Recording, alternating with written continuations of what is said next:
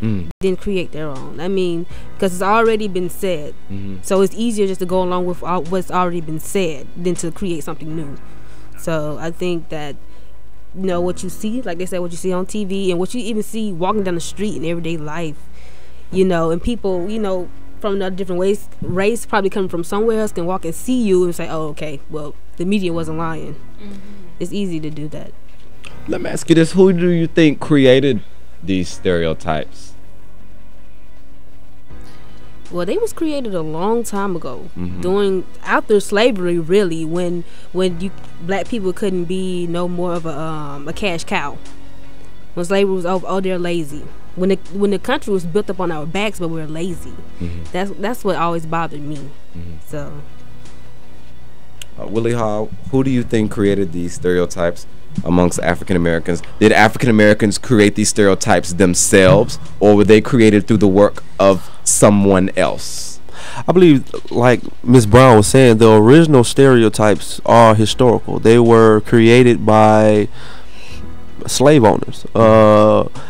If you think about it, did we get stereotypes from Africa when they, you know, picked us up and brought us over?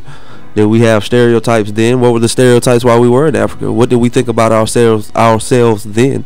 You know, right now, we kind of carry those stereotypes on throughout history, but we didn't create them for ourselves.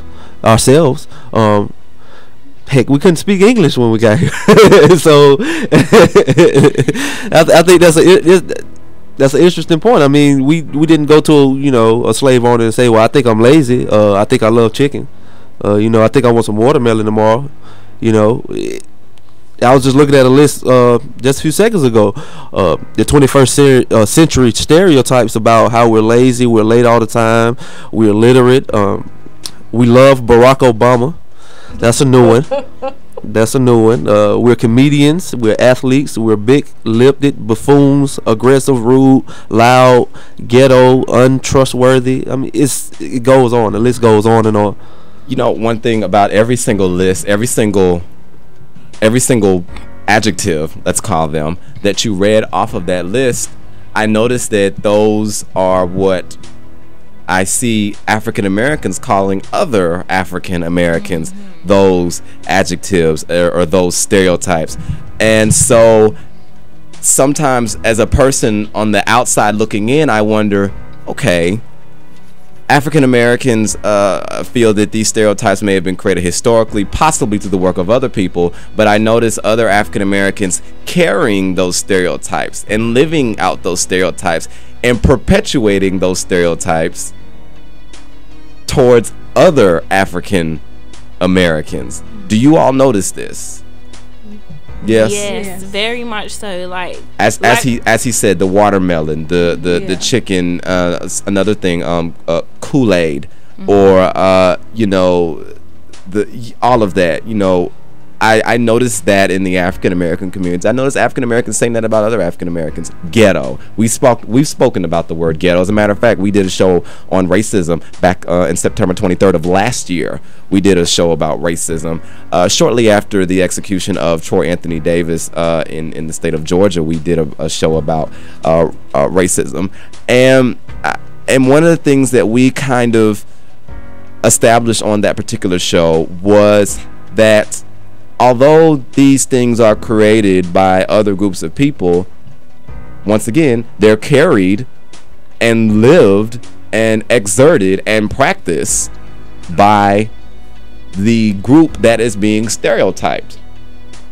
How do you think African Americans can try to counteract these stereotypes? Just as he said off the list, watermelons, fried chicken, Kool-Aid, ghetto. What do you think that African Americans can do to say, you know what, that's not all that I am. That's not all I'm made of. I think that's something that needs to be addressed. Any of you all can respond. I feel, well, you want to go? Okay. Go ahead. Let's away, Brown. Say, well, education. Yeah. That's the basic one. You was denied that at first. Now we have it. Now we can use it. That's our weapon and our shield. I think that if we educate ourselves on our culture, because they don't do a really good job educating us on our culture. Like, it's a lot of things that I didn't know that I'm learning now about my culture, and that the schools didn't teach me. So I think that education. And you mentioned something about President Barack Obama, that all African American people love President Barack Obama. Do you all believe that? Do all African American people love President Barack Obama? No. Why or why not? I don't think it's the whole African Americans love Barack Obama. I think they just admire the image that he's now like bringing out for children. It's no longer, oh, you need to be a basketball player or a football player or a singer or artist or something entertainment wise. It's now you can also be someone who is influential politically. You know, you could be a lawyer too. You know, whatever you want to do, you can do it, because now someone who is like you is now the president of a great nation. Do you get where I'm coming from? It's not like, oh, you can only be a, basketball player, so if you can't shoot a hoop, bad luck, so it's there's more for children to look to now. They have more hope. They can look in, read a book rather than just think it's all about playing in the playground. Do you think it took President Barack Obama to be able to do that, or do you think that African Americans were able to have that kind of thinking of success and strength on their own without President Barack Obama? Let's say if he never won the election, let's say if by some chance John McCain won that election, do you think that African Americans would still be able to think like that? Well, yes, I do. I really believe so. I believe the whole thought process of what you can be and what you cannot be is what you stop yourself from being. It's all a perspective and what you believe that you can do and what you put your effort into doing. One of the things that I also noticed about President Barack Obama, since you mentioned that in your list of stereotypes, Willie Hall, one of the things that I noticed is that I can remember back in 2007 when we first heard the name Senator Barack Obama. I can remember, and this was coming from the African American community, what I am about to say. I remember African Americans saying, and I can remember being 14 years old. I was in the 9th grade, and I remember I heard black people saying, he's not black, or he's not black enough. I remember hearing the comparison about Barack Obama, President Barack Obama, to is a well-known actor by the name of Wesley Snipes. I remembered hearing black people saying, well, he's not black because he's not Wesley Snipes black. I heard this from people, and it disappointed me that I'm hearing other blacks, other African Americans trying to strip the president of the little bit of black blood that he had, even though he is biracial. Many people call him the first biracial president. I've heard that recently, that he is the first biracial president, when that is the truth. He is our first biracial president. Why do you think African Americans were saying things like that? Now, mind you, these were other African Americans saying this. I wasn't necessarily hearing this so much from other races of people. I really heard it from the African American community. Why do you think that was the case? I want to get Latoya Brown's perspective on this, please. Well, they started saying that when he wasn't playing directly to African Americans, when he was trying to be broad, when he was trying to have everybody in, and not be so overly concerned about African Americans as a whole. People start saying, oh, he's not black enough because he's not all the way concerned. I mean, he's very concerned about the whole world. I mean, the whole nation. He has to be. He's the president, or he was the candidate. But when he wasn't playing to our cards and to what we wanted him to play into, then he wasn't black enough. It's funny that you mentioned that, because even with what I do here for WLJS, we've always, here at the Late Night with Aiden Moore III, so we've always tried to make sure that no matter what color, no matter what the color of your skin was, no matter what part of the world you came from, as I read in our introduction, we include everybody. We want everyone to be included in our discussions, not just blacks, not just whites, not just Asians, but everyone.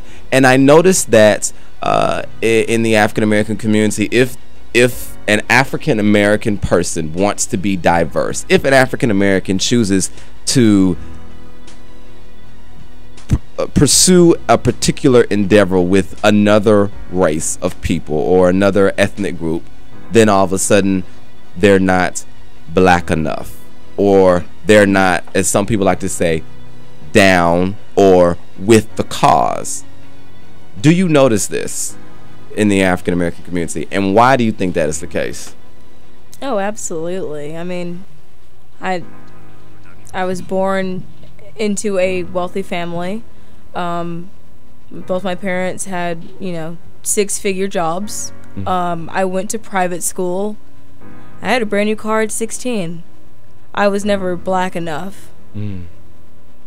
So, because I was fortunate enough to be born into an educated family, because I can speak properly, my friends would say to me, oh, don't, she's not black. She won't, she's not going to do nothing to you.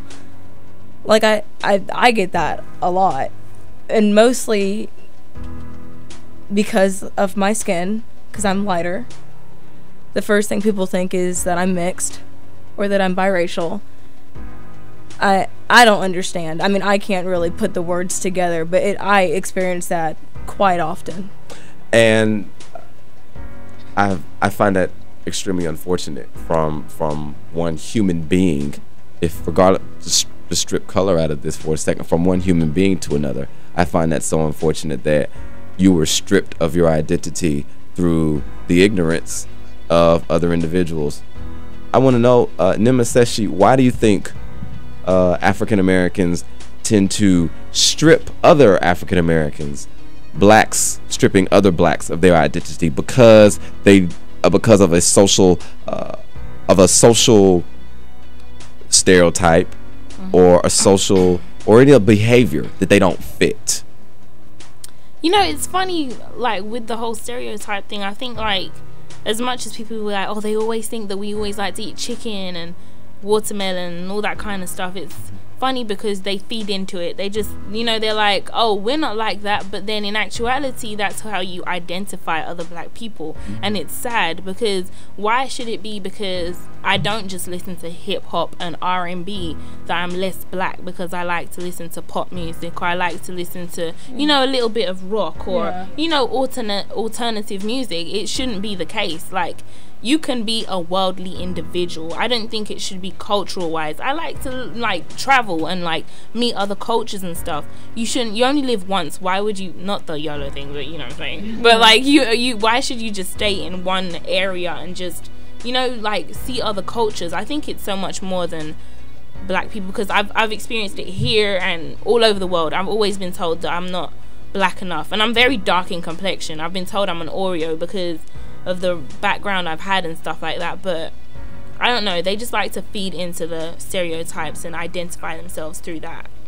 So in other words, as much as the African American community, as much as black people like to say, be successful, be this, be educated, be well spoken, be well dressed, act like a professional, perform at this level, exceed at this level, but then when you do, then all of a sudden your blackness is stripped away from you.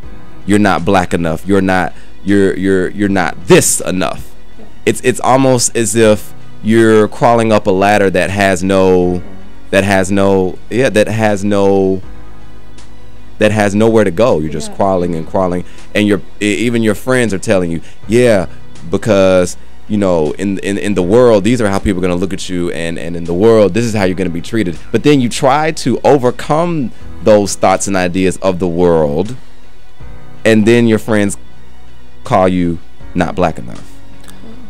I think the most disappointing thing in being black is that, as a whole, we hold ourselves back more than any other race in the nation, in the world, in the country, however you want to look at it. It's really disappointing. It's disheartening that when someone sees another person of the same color, specifically our color, will bring us down.